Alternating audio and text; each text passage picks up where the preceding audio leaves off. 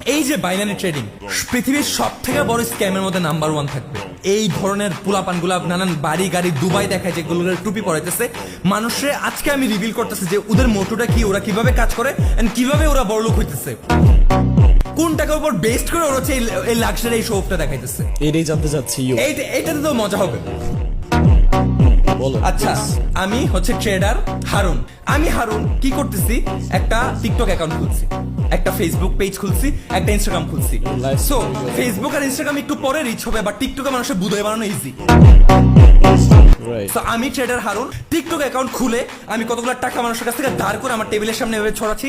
টাকার উপরে টাকা, টাকার উপরে টাকা, টাকা খাই, টাকা ঘুমাই, আমি টাকার উপর হাগি। আমি টাকা সব কামাইছি ট্রেডিং এর মাধ্যমে। তুমি যদি চাও ট্রেডিং শিখতে, আসো বাবা, তোমার আমি ট্রেডিং গিল্লা খাওয়াবো। আমার গ্রুপের মধ্যে তোমার আমি শিখাবো। তুমি আজকে জয়েন করো, কোনো সার্ভিস চার্জ আমি নিব না।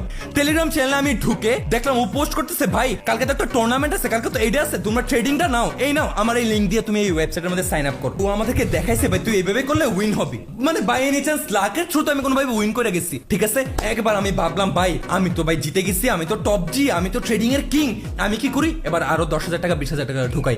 আমি ঢুকানোর পর যে আমি মারাটা খাই না, এই মারাটার 80% ট্রেডার হারুনের কাছে যাইতেছে।